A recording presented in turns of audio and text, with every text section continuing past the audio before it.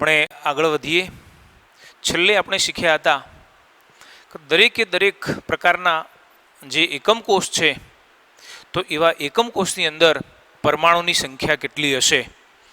એના પછી જોઈએ છે સંકુલન ક્ષમતા અથવા પેકિંગ એફિશિયન્સી અથવા આપણે એને પેકિંગ ક્ષમતા તરીકે પણ ઓળખીએ છીએ. મિત્રો યાદ રાખો, તમે કોઈ પણ પ્રકારનો એકમ કોષ લીધો તો એ પ્રકારના એકમ કોષની અંદર જે એકમ કોષનું કુલ કદ છે એની સરખામણીએ જે આવા એકમ કોષમાં રહેલા જે પરમાણુઓ છે એના દ્વારા જે કદ રોકાતું હોય એના પર્સન્ટેજને, એના ટકાવારીને આપણે પેકિંગ ક્ષમતા અથવા સંકુલન ક્ષમતા તરીકે ઓળખીએ છીએ. ફરીથી કે જે કુલ કદ છે, એકમ કોષનું જે કુલ કદ છે એની સરખામણીએ એકમ કોષની અંદર રહેલા પરમાણુઓ, આપણે જાણીએ છીએ કે અલગ અલગ પ્રકારના એકમ કોષની અંદર પરમાણુની સંખ્યા અલગ અલગ 1, 2, 4 એ રીતે હોય છે.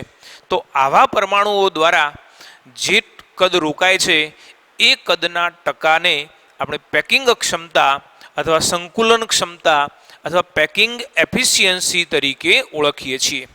હવે આ જ ક્ષમતા ટકાના બદલે કેટલીક વાર અંશમાં પણ આપણે શોધવાની આવતી હોય છે. જો ટકાની અંદર શોધવાની હશે તો આપણે એને 100 વડે ગુણીશું, અને જો આપણે અંશની અંદર શોધવાની હશે તો આપણે એને 100 વડે ગુણતા નથી. આપણે અહીંયા 3 પ્રકારના કોષ માટેની પેકિંગ ક્ષમતાનો ઉલ્લેખ કરીશું. એમાં સૌથી પહેલો પ્રકાર છે, સૌથી પહેલો જે પ્રકાર છે સાદા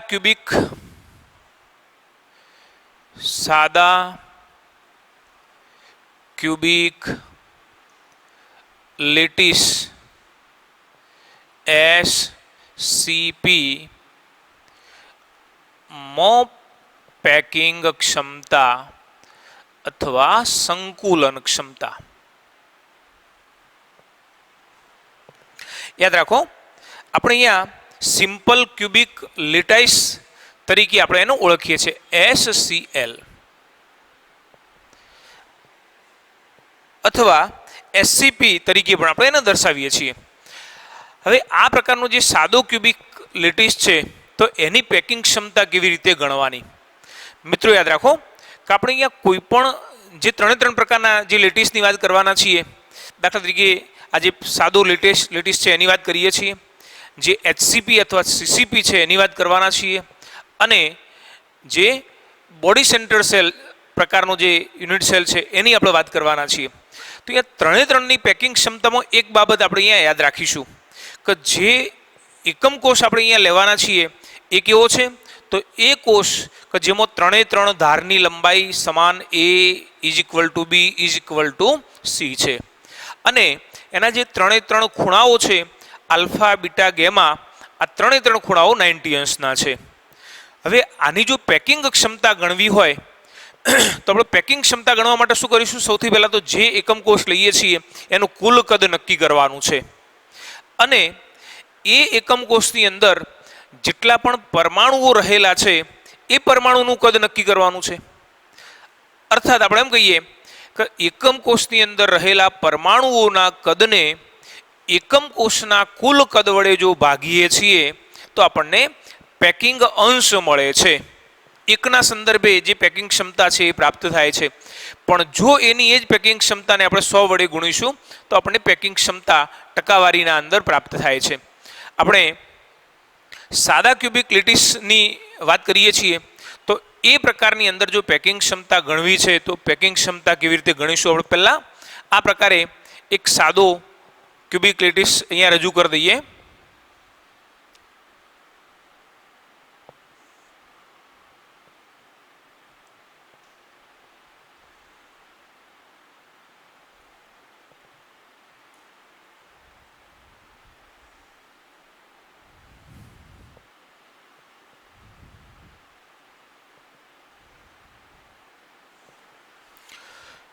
ચાલો જુઓ, આપણે અહીંયા એક સાદો કોષ તો દોરી કાઢ્યો છે, સાદો ક્યુબિક લેટિસ તો અહીંયા રજૂ કરી દીધો છે.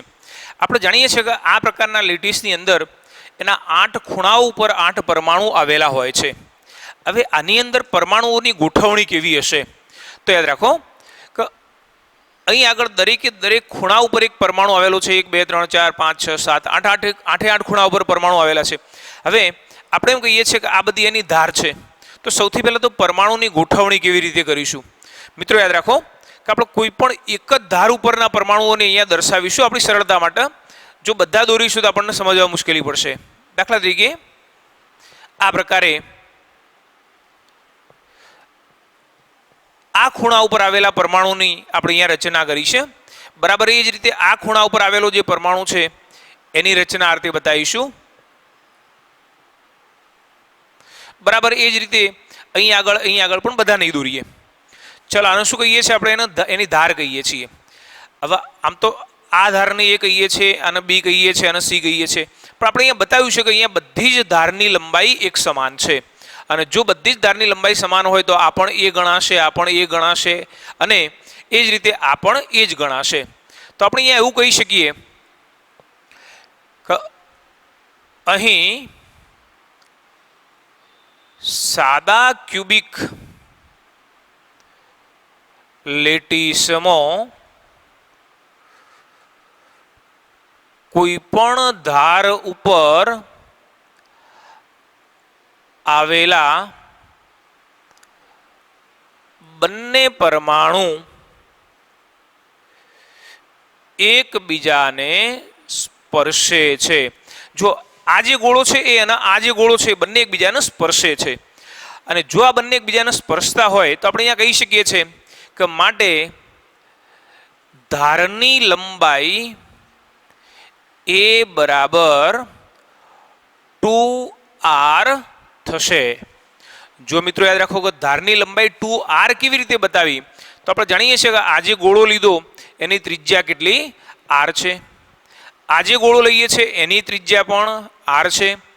અને આ સમગ્ર જે લંબાઈ છે એને આપણે ધાર કહીએ છીએ, ધારની લંબાઈ કહીએ છીએ. તો આપણે જોઈ શકીએ છીએ કે અહીંયા a = 2r. બે ત્રિજ્યાઓના સરવાળા જેટલી આ ધારની લંબાઈ થાય છે. હવે સૌથી મહત્વની બાબત અહીંયા એ છે કે જો આપણે અહીંયા પેકિંગ ક્ષમતા નક્કી કરવી છે તો અહીં આગળ જે બાજુઓ છે એ બાજુઓની લંબાઈ એ આપેલી છે, જ્યારે અહીં આગળ ત્રિજ્યા આપેલી છે. તો આપણે એક બાબતને અહીંયા ધ્યાનમાં રાખવાની છે કે જે ત્રિજ્યા છે એને અહીંયા ધારની લંબાઈ સાથે એને સાંકળવાની છે, એના સાથે એનો સંબંધ અહીંયા રજૂ કરવાનો છે. તો જ તમે અહીંયા એનું જે પેકિંગ ક્ષમતા અથવા પેકિંગ એફિશિયન્સી તમે અહીંયા મેળવી શકવાના છો. આપણે જાણીએ છીએ કે અહીં દરેક ધારની લંબાઈ એ છે. આથી ડાયરેક્ટ આપણે પેકિંગ ક્ષમતા અહીંયા રજૂ કરીએ છીએ. પેકિંગ ક્ષમતા બરાબર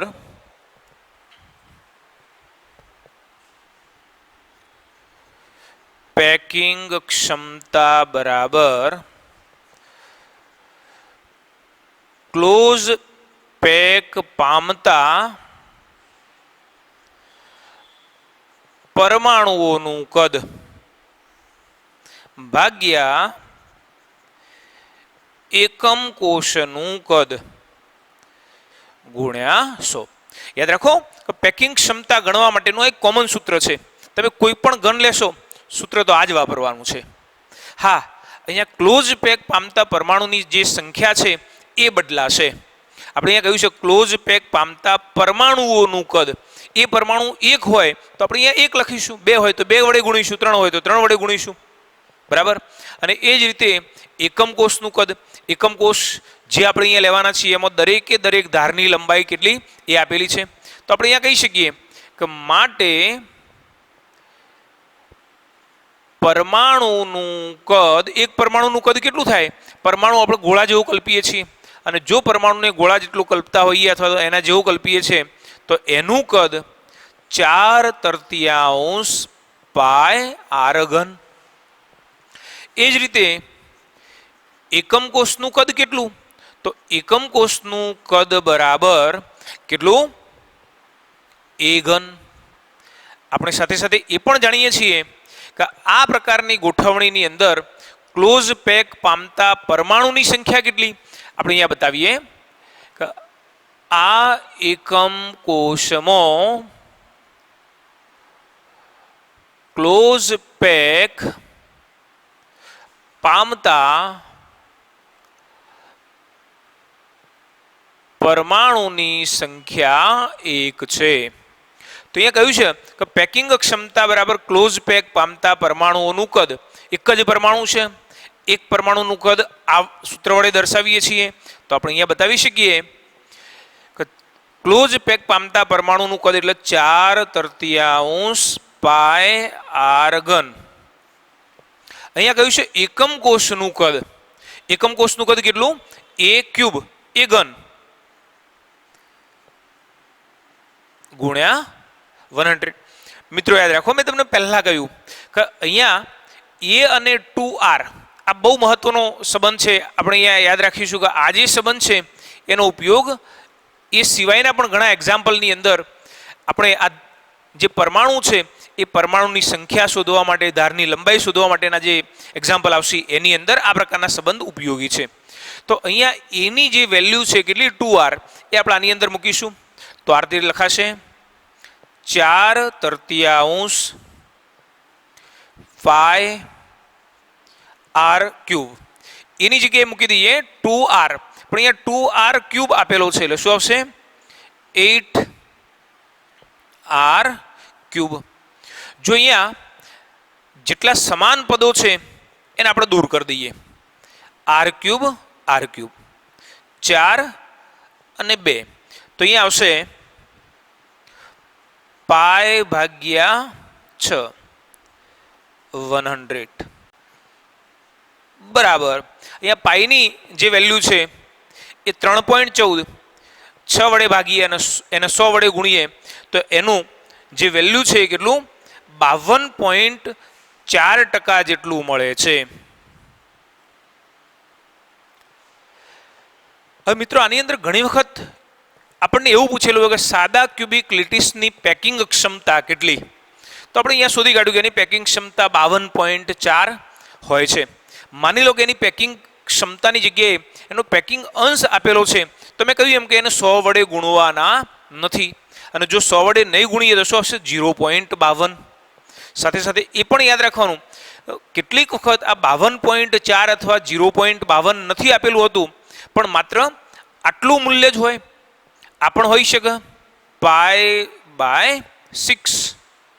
તો એવું જરૂર નથી કે આપણે અહીંયા સાદા એકમ કોષની અંદર પેકિંગ ક્ષમતા 52.4 જ જવાબ તરીકે આપેલો હોય, અંશ તરીકે π/6 પણ હોઈ શકે.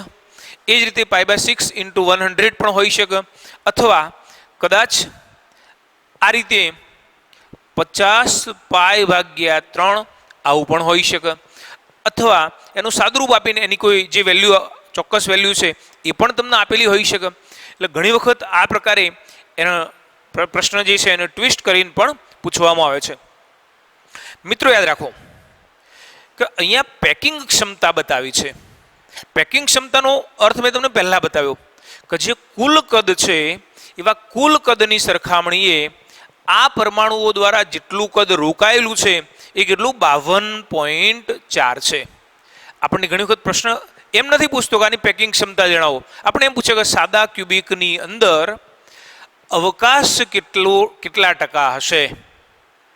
આપણે કુલ કદ કેટલું? 100% લઈએ છીએ. હવે જો અહીંયા એની પેકિંગ ક્ષમતા 52.4% હોય તો એનો અવકાશ કેટલો? તમે અહીંયા બાદબાકી કરીને એનું વેલ્યુ મેળવી શકો છો. તો આ જે વાત કરી એ સાદા ક્યુબિક લેટિસની પેકિંગ ક્ષમતા કેવી રીતે નક્કી કરવામાં આવેલી છે એ આપણે અહીંયા રજૂ કર્યું છે. હવે એના પછી બીજા પ્રકારનો જે એકમ કોષ છે એની પેકિંગ ક્ષમતાની આપણે અહીંયા વાત કરીશું. ચાલો જુઓ મિત્રો, ક્યુબિક ક્લોઝ પેકિંગ અથવા સીસીપીની પેકિંગ ક્ષમતા. યાદ રાખજો, કેટલીક વખતે આપણને પ્રશ્ન તરીકે એવું પણ પૂછે છે કે સીસીપીની પેકિંગ ક્ષમતા કેટલી છે, અથવા ક્યારેક એવો પણ પ્રશ્ન પૂછ્યો હશે કે એચસીપી હેક્ઝાગોનલ ક્લોઝ પેકિંગની પેકિંગ ક્ષમતા કેટલી હશે. યાદ રાખો કે બંનેની પેકિંગ ક્ષમતા છે સરખી, પણ અહીંયા બંનેની પેકિંગ ક્ષમતા ગણવાની પદ્ધતિ સમાન નથી. આપણે આપણે અહીંયા સીસીપીની જે પેકિંગ ક્ષમતા છે એ ગણીએ છીએ. હેક્ઝાગોનલ ક્લોઝ પેકિંગની પેકિંગ ક્ષમતા ગણવા માટેની પદ્ધતિ આપણા સિલેબસમાં આપેલી નથી, આપણા પુસ્તકની અંદર નથી. એની પદ્ધતિ અલગ છે. હા, બંનેની પેકિંગ ક્ષમતા સરખી છે. આની જેટલી ક્ષમતા છે એટલી જ ક્ષમતા એ એચસીપીની પણ છે. એટલે આપણે અહીંયા ભૂલ એ નહીં કરીએ કે સીસીપી અથવા એચસીપીની પેકિંગ ક્ષમતા આ પ્રમાણે ગણી શકાય. બિલકુલ ના ગણી શકાય. સીસીપીની પેકિંગ ક્ષમતા આપણે અહીંયા શોધી શકીએ છીએ. એચસીપી માટેની શોધવાની પદ્ધતિ આખી અલગ છે. જોઈએ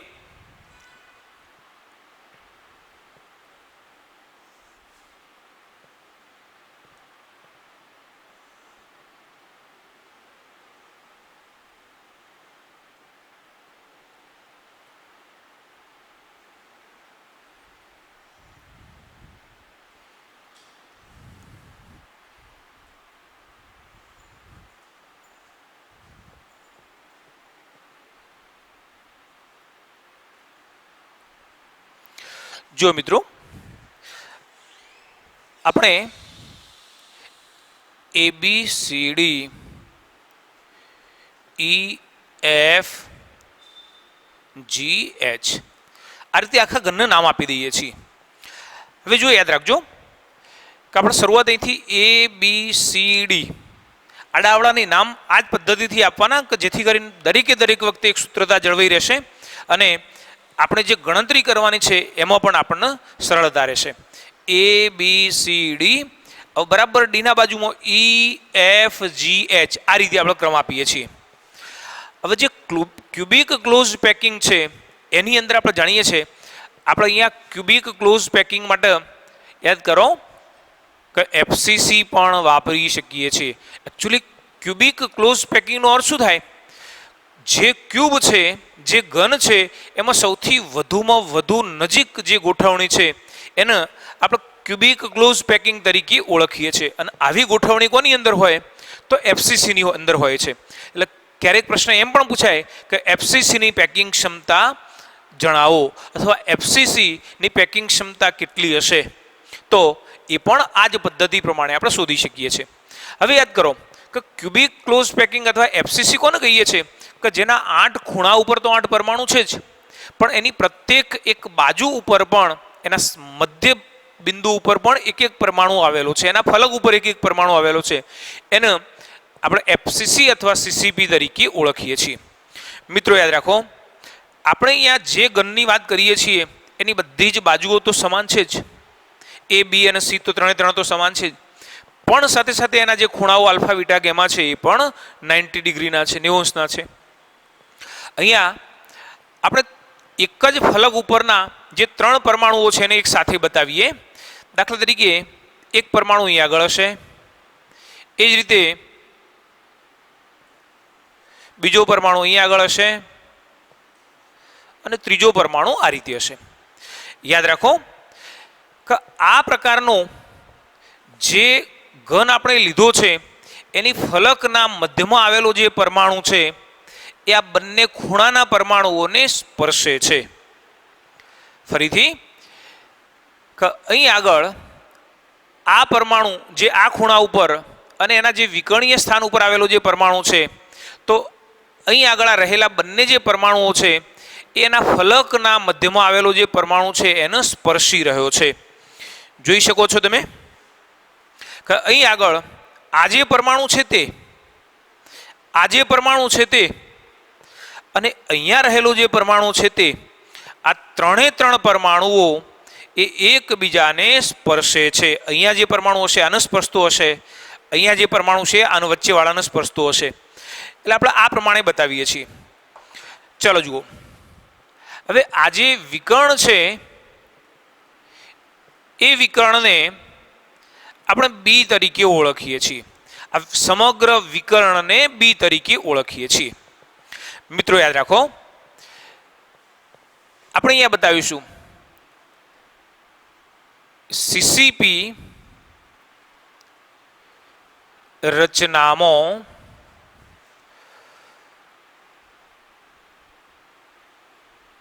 કોઈ પણ ફલકના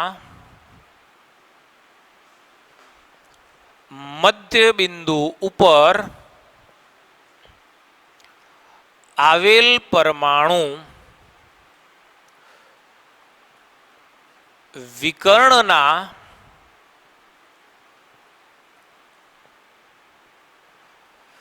બંને છેડા ઉપર રહેલા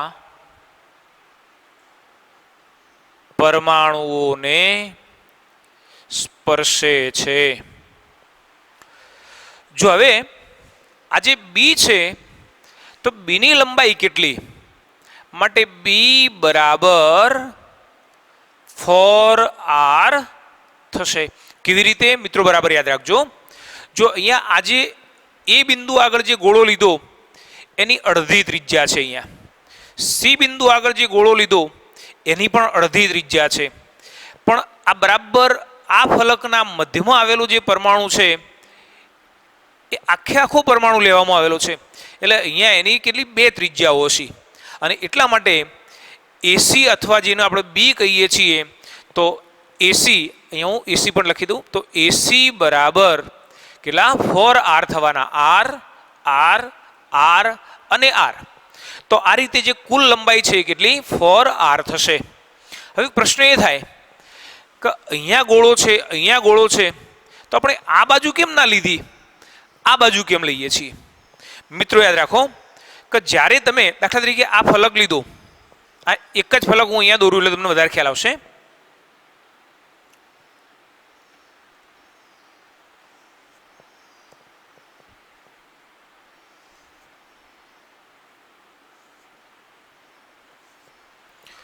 હવે જુઓ,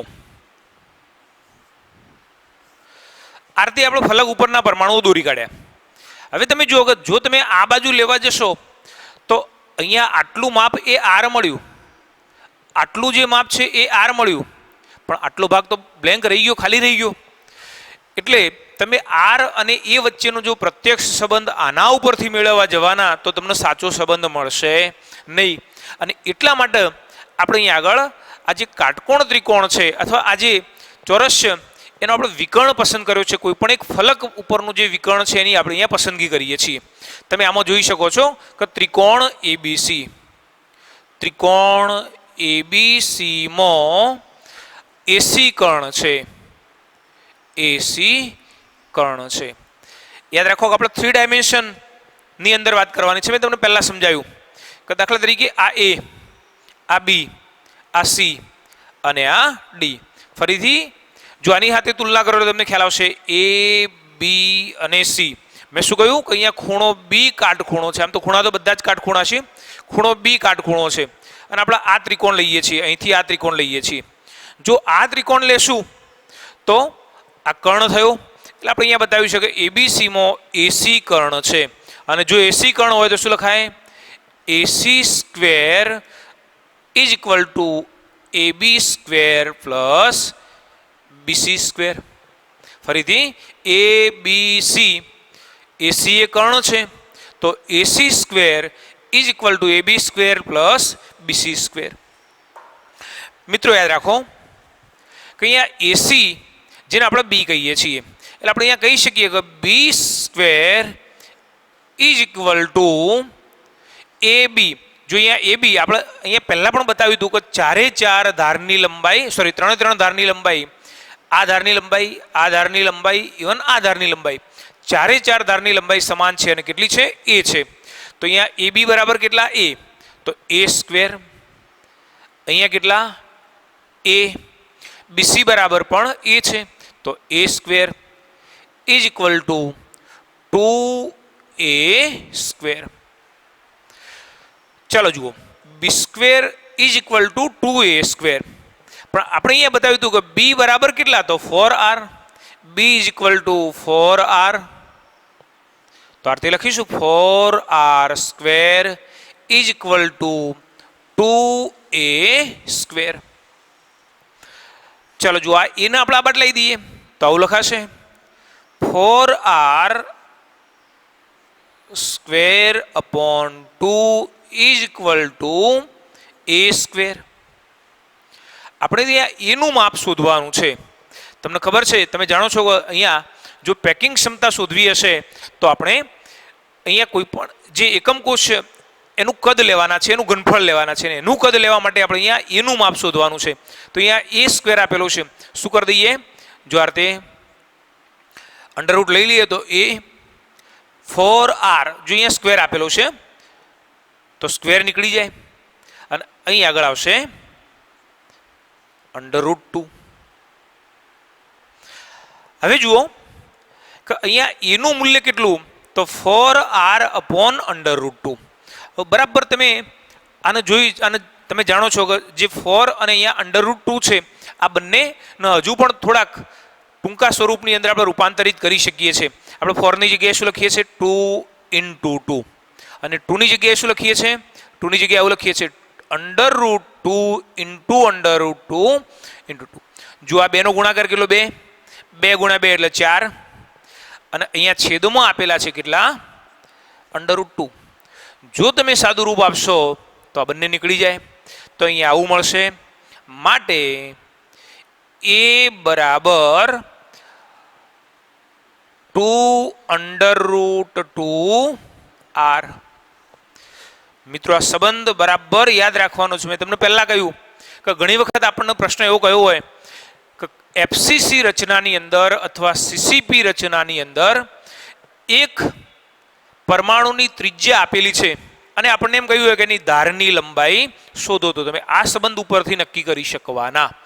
અથવા તમને એમ કહ્યું હોય કે આવી એફસીસી અથવા સીસીપી રચનાની અંદર કોઈ પણ એક ધારની લંબાઈ એ તમને આપેલી છે, આટલા પિકોમીટર છે, તો એના ઉપરથી આવા ક્લોઝ પેક પામતા એક પરમાણુની ત્રિજ્યા કેટલી થાય, આરનું મૂલ્ય કેટલું થાય તમે શોધી કાઢો.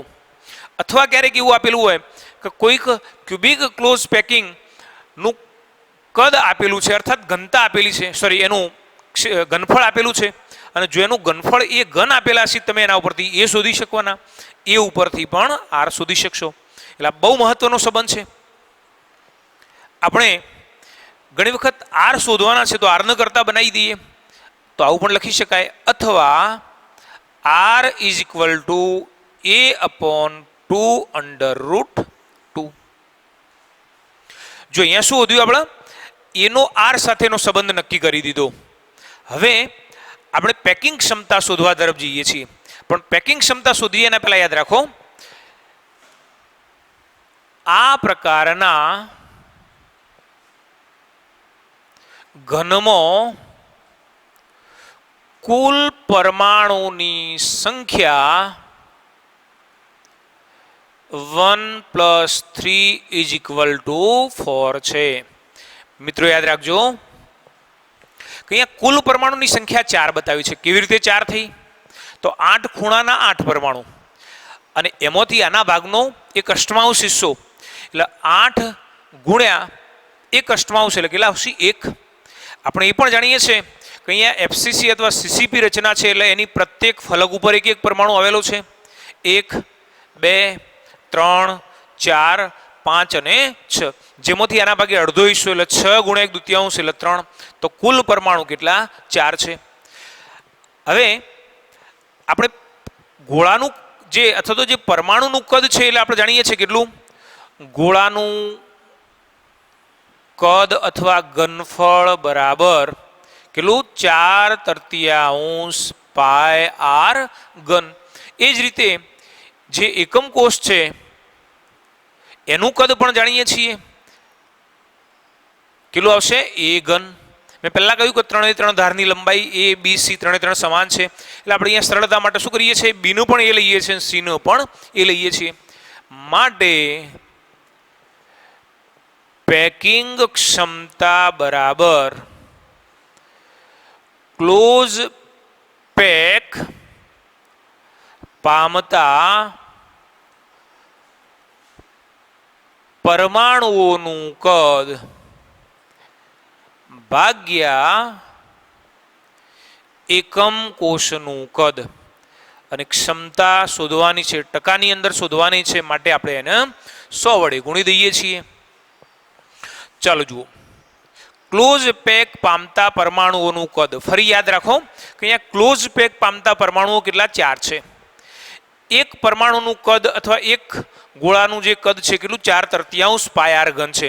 એટલે આપણે આવું લખવાના 4 ગુણ્યા 4/3 પાય આર ઘન ભાગ્યા એકમ કોષનું કદ. એકમ કોષનું કદ કેટલું? a ક્યુબ a ઘન ગુણ્યા 1000. હવે એની કિંમત આપણે અહીંયા જાણીએ છીએ કેટલી? 2√2r, જે આપણે અહીંયા મૂકી દઈએ તો જો આવું લખાશે 4 × 4 એટલે 16/3 પાય આર ઘન 100. હવે જો એની જગ્યાએ 2√2r, મિત્રો યાદ રાખો 2√2r નો ક્યુબ કરીએ છીએ. જો આનો ક્યુબ કરીએ તો શું લખાય? 2 નો ઘન એટલે 8. 2 નો ઘન 8. √2 નો ક્યુબ એટલે શું આવશે? 2√2. 3 વખત √2 કરીએ છીએ તો શું થઈ જાય? √2 × √2 × √2 એટલે 2 વખતના ગુણાકારથી આવું મળશે, ત્રીજી વખત આવું મળશે. એટલે આપણે આ રીતે લખી દઈએ 8 × 2 એટલે 16 × √2 × r ક્યુબ. હવે તમે જુઓ કે અહીંયા જેટલા સમાન પદ છે બધા કાઢી નાખીએ. 16 એ જ રીતે r ક્યુબ શું મળશે? π/3√2 × 100. ચલો અહીંયા પાઈની કિંમત મૂકીએ, એને 3 વડે વર્ગમૂળ 2 વડે ભાગીએ અને એને 100 વડે ગુણીએ છીએ તો આપણને જે એની વેલ્યુ છે એ કેટલી? 74% મળે છે. મિત્રો યાદ રાખો કે જે ક્ષમતા છે એના પર ટકાવારીમાં લઈએ છીએ, 100 વડે ગુણ્યા છે. મતલબ પેકિંગ અંશ અથવા ફ્રેક્શન જો માગ્યા છે તો એ કેટલા? 0.74 આવશે. મેં અગાઉ બતાવ્યું એમ કે ક્યારેક તમને પેકિંગ ક્ષમતા એફસીસી માટે વિકલ્પની અંદર કોઈ જગ્યાએ આવું આપેલું જ નથી 74%, તો શું હોઈ શકે? π/3√2 × 100 આવું પણ આપેલું હોઈ શકે. અથવા પેકિંગ અંશ જો આપેલો હશે ને એમાં 0.74 નથી આપેલું હોય તો શું હશે? π/3√2 આવું લખેલું હશે. તો આ રીતે આપણે ક્યુબિક ક્લોઝ પેકિંગની જે પેકિંગ ક્ષમતા છે એ નક્કી કરી શકીએ છીએ. મિત્રો સરળતાથી સમજાય એવું છે. જે બાબત તમને નથી સમજાતી પોઝ કરજો, રિપીટ કરજો. ગણતરીમાં કોઈ જગ્યાએ તમને પ્રશ્ન લાગે તો મને ધ્યાન દોરજો, આપણે ચોક્કસ એનું સોલ્યુશન કરીશું. હું માનું છું કે બહુ મુશ્કેલી પડે એવું નથી, પણ છતાંય કોઈ મુશ્કેલી લાગે તો બેશક મને તમે અગાઉ મેં કહ્યું છે એ પ્રમાણે પૂછી શકો છો. આનો સ્ક્રીનશોટ લઈ લો, લખી લેજો પછી. જો મિત્રો હવે ત્રીજો પ્રકાર છે અંતઃકેન્દ્રિત એકમ કોષ. આપણે જેને કહીએ છીએ બોડી સેન્ટર્ડ સેલ અથવા બીસીસી ની પેકિંગ ક્ષમતા.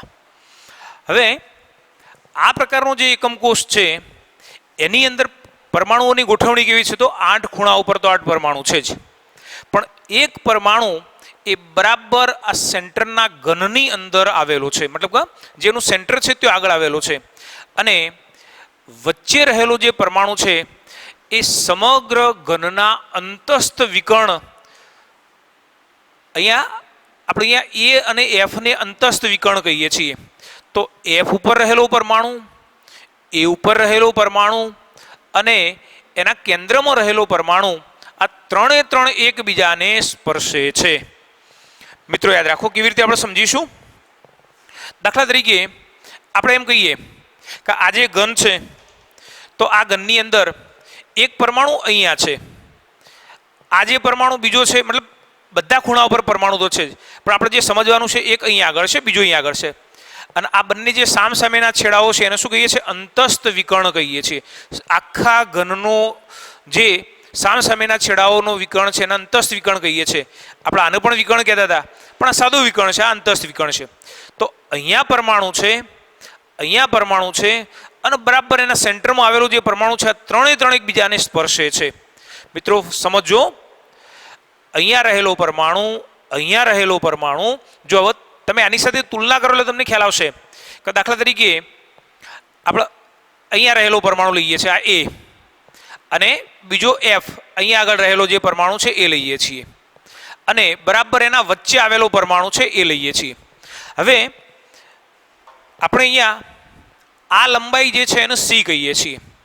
આપણે અહીંયા સી નું મૂલ્ય શોધવું છે તો સી કેવી રીતે શોધવાના યાદ રાખો કે એ માટે આપણે સૌથી પહેલા એક ત્રિકોણ કયો લઈએ છીએ ઈ એફ ડી.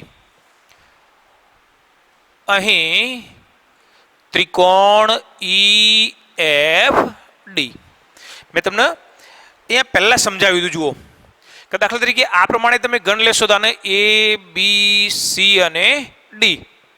આને શું કહીએ છીએ ઈ એફ જી અને એચ. જુઓ અહીંયા આપણે એકવાર આને સમજીએ કે એ બી સી ડી પછી અહીંયા આગળ ઈ એફ. તો હવે જુઓ આપણા માટે આ જે છે એને ઈ કહીએ પછી અહીં આગળ આમાં ભલે આમ ત્રોસો બતાવ્યો છે પણ અહીંયા આગળ ઈ આવશે સોરી એફ આવશે અને અહીં આગળ ડી આવશે. એટલે આવો એક ત્રિકોણ બન્યો બરાબર છે. અને આ જે ત્રિકોણ બન્યો એમાં ખૂણો ઈ કાટખૂણો છે. ખૂણો ઈ કાટખૂણો છે. ફરીથી આને ઈ કહીએ છીએ અને એફ કહીએ છીએ અને ડી કહીએ છીએ. એ બી સી ડી કહેતા હતા. હવે આ જે લંબાઈ છે એ વિકર્ણ થયો અને એને આપણે અહીંયા બી તરીકે દર્શાવીએ છીએ. તો આપણે એમ કહી શકીએ કે F D square is equal two E F square plus E D square. આપણે જાણીએ છીએ કે આ લંબાઈ એ છે આ લંબાઈ પણ એ છે. જો અહીંયા આને બી કયા પણ આ જે છે એ છે ને આ પણ એ છે તો અહીંયા શું લખાશે B square is equal to A square plus A square. માટે B square is equal to 2a square. મિત્રો યાદ રાખો કે અહીંયા આ જે બી બતાવ્યા છે એના ઉપર પણ જે ગોળાઓ છે આ ગોળો અહીંયા છે આ ગોળો અહીંયા છે પણ વચ્ચે અવકાશ છે. માત્ર એક આ જ લંબાઈ એવી છે કે જો આગળ આ ત્રણ ગોળાઓ એકબીજાને સ્પર્શે છે અને બિલકુલ એકબીજાને સ્પર્શી રહ્યા છે કોઈ વચ્ચે ગેપ નથી. હવે જો અહીંયા આપણે એવું બતાવ્યું કે દાખલા તરીકે આ એક બાજુ લીધી બરાબર જેને આપણે શું કહીએ છીએ એફ ડી કહીએ છીએ. હવે એક બીજો ત્રિકોણ લઈએ છીએ. કયો ત્રિકોણ લઈએ એ એફ ડી. હવે ત્રિકોણ એ એફ ડી. હવે જે આમાં એ છે એના બરાબર સામેની બાજુએ એફ છે અને આ જે આ ધાર હતી એ કોઈ એક જ છે.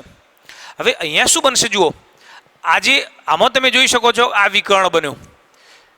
આમાં એ એફ એ વિકર્ણ બને છે. અહીંયા ડી એ કાટખૂણો બને છે. ખૂણો ડી કાટખૂણો છે. એ એફ એ વિકર્ણ છે માટે A F square is equal to આવું બનશે F D square plus AD square. મિત્રો યાદ રાખો આને વધુ સારી રીતે તમારે સમજવું છે તો તમે જે રૂમની અંદર બેઠા છો તમારો જે 10 બાય 10નો જે રૂમ છે એને તમે આ ઘન તરીકે લેવાના. એના ઉપરથી તમને થોડોક વધારે ખ્યાલ આવશે. દાખલા તરીકે આ એક તળિયું છે અને તળિયાનો કોઈ એક વિકર્ણ લઈ લેવાનો સામસામેની જે બાજુઓ છે એને. હવે આ તમે તળિયાનો વિકર્ણ લઈ લીધો જે ચોરસ તળિયું છે એનો કોઈ પણ એક ઊભી ધાર તમે લઈ લીધી અને એ ઊભી ધારનો જે સૌથી ઉપરનો છેડો છે એને આ વિકર્ણના છેડા સાથે તમે આ રીતે જોડી દેશો એટલે કાટકોણ ત્રિકોણની રચના થશે. અને આ જે કાટકોણ ત્રિકોણ બન્યો એની અંદર આ કર્ણ બતાવ્યો છે આ બે બાજુઓ બતાવી છે તો અહીંયા A F square is equal to F D square plus AD square થશે. ચલો એ એફ જેને આપણે સી કહીએ છીએ મતલબ કે સી સ્ક્વેર કહીએ છીએ આખી લંબાઈને સી કયા છે. એફ ડી જેને આપણે બી કહીએ છીએ એટલે બી સ્ક્વેર અને એ ડી આ ધારની લંબાઈ કેટલી એ સ્ક્વેર. મિત્રો યાદ રાખો કે અહીંયા બી સ્ક્વેર માટે શું શબ્દ વાપર્યો તો 2a સ્ક્વેર શબ્દ વાપર્યો છે. તો આપણે આવું લખીશું C square is equal to 2a square plus A square is equal two 3a square. અહીંયા સી કોને કહીએ છીએ તો તમે જોઈ શકો છો કે અહીં she is equal to 4r છે. જો આ ત્રિજ્યા ત્રિજ્યા ત્રિજ્યા અને ત્રિજ્યા ત્રણ ગોળાઓ છે, જે પૈકી બે અડધા ગોળાઓ આની અંદર છે, એક આખો ગોળો છે, એટલે અહીંયા બે ત્રિજ્યાઓ, એક ત્રિજ્યા ને અહીંયા આગળ એક ત્રિજ્યા, બરાબર. અને એટલા માટે આપણે આટલા સમગ્ર લંબાઈ જે છે એનો 4r તરીકે ઓળખીએ છીએ. તો આવું લખાશે, સીની જગ્યાએ 4r square is equal two 3a square. ચલો 3 ના બદલાઈ દઈએ તો આવું લખાશે 4r square upon 3 is equal to a square. માટે જો અહીંયા બંને બાજુ અંડર રૂટ લઈ લઈએ તો a 4r અંડર રૂટ 3, અથવા જો તમે અહીંયા r ને કરતા બનાવો છો તો શું લખાશે, r is equal two under route 3a upon 4. જો મિત્રો ફરીથી આ જે સંબંધ છે બહુ મહત્વનો છે. આપણે પહેલા પણ મેં કહ્યું એમ કે જે રીતે પેલા સીસીપી માટે પૂછાતું હતું એ રીતે બીસીસી માટે પણ પૂછી શકે કે જો બીસીસી રચના હોય ને એમાં કોઈ પણ એક ત્રિજ્યા આપેલી હશે તો એના આધારે ધારની લંબાઈ કેટલી થાય, એનું કદ કેટલું થાય, અથવા ધારની લંબાઈ ઉપરથી ત્રિજ્યા કેટલી થાય, અથવા કદ ઉપરથી ત્રિજ્યા કેટલી થાય, વગેરે વગેરે પ્રશ્નો આ સૂત્રના આધારે સોલ્વ કરી શકશો. આપણે એ પણ જાણીએ છીએ કે અંતઃકેન્દ્રિત એકમ કોષમાં કુલ પરમાણુ કેટલા? 2 છે. અંતઃકેન્દ્રિત એકમ કોષમાં રહેલા કુલ પરમાણુ 2 છે. કેવી રીતે? એક એના ખૂણાઓનો અને એક એના સેન્ટરમાં આવેલો છે. હવે એની પેકિંગ ક્ષમતા કેવી રીતે ગણીશું? તો યાદ રાખો, આપણે સમગ્ર ઘન જે છે એકમ કોષ છે એનું કદ લઈએ છીએ અને જે ક્લોઝ પેક પામતા પરમાણુઓ છે એનું કદ લઈએ છીએ. અગાઉ બતાવ્યું હતું, આપણે અહીંયા ફરીથી રિપીટ કરતા નથી. તો આપણે આરતી લખીશું કે પેકિંગ ક્ષમતા બરાબર ક્લોઝ પેક પામતા પરમાણુઓનું કદ ભાગ્યા અહીંયા લખીશું એકમ કોષનું કદ, અને ક્ષમતા શોધવાની છે એટલે આપણે એને 100 વડે ગુણી દઈએ. મિત્રો યાદ રાખો કે અહીંયા ક્લોઝ પેક પામતા પરમાણુની સંખ્યા 2 છે એટલે 2 વડે ગુણવાના.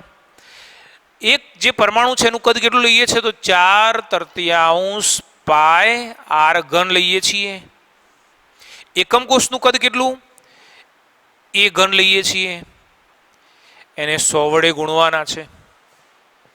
જો હવે યાદ રાખો કે અહીંયા એ અને r વચ્ચેનો જે સંબંધ છે આપણે અહીંયા બતાવેલો છે 4r અપોન અંડર રૂટ 3. તો આપણે આ રીતે લખીશું 8/3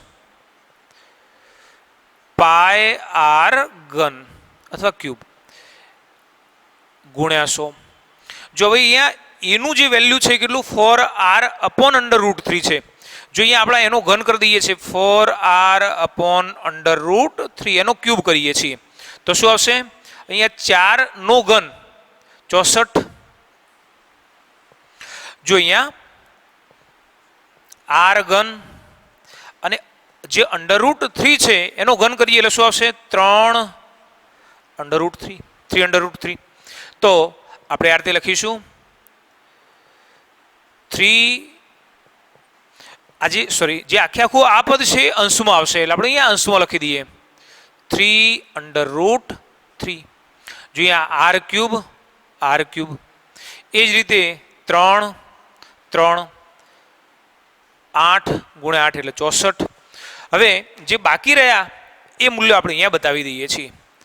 જો અહીંયા અંશમાં શું બાકી રહ્યું તો અહીંયા બાકી રહ્યા અંડર રૂટ 3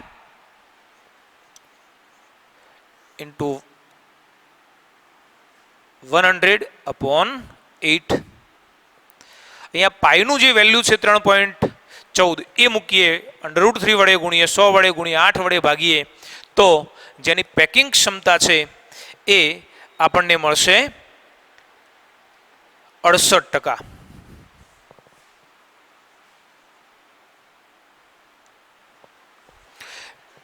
મિત્રો યાદ રાખો કે આજે પેકિંગ ક્ષમતા મળી એ મેં અગાઉ બતાવ્યું એમ કે પેકિંગ ક્ષમતા એ 68 ના આપેલી હોય તો √3π/8 × 100 આવું પણ હોઈ શકે. જો પેકિંગ અંશ આપેલો છે તો આપણે અગાઉ બતાવ્યું હતું એમ 0.68 પણ હોઈ શકે અથવા √3π/8 પણ હોઈ શકે. તો આ રીતે કોઈ પણ પ્રકારના ત્રણ પ્રકારના જે એકમ કોષ છે એની પેકિંગ ક્ષમતા કેવી રીતે નક્કી કરી શકાય, એની ત્રિજ્યા અને એની ધારનો જે સંબંધ છે બહુ મહત્વનો. ખાસ કરીને નીટની અંદર જે પ્રશ્નો હશે તો એની અંદર આ જે સંબંધ આપણે અહીંયા બતાવ્યો છે ત્રણની અંદર એક ઘણી બધી વખત પ્રશ્ન તરીકે પૂછાય છે. આપણે એવા પ્રશ્નો લઈશું. ફરીથી આપણે એના પછી બીજી જે ક્લોઝ પેક કેવી રીતે થાય છે એની વાત નેક્સ્ટ ટોપિકના અંદર કરીશું.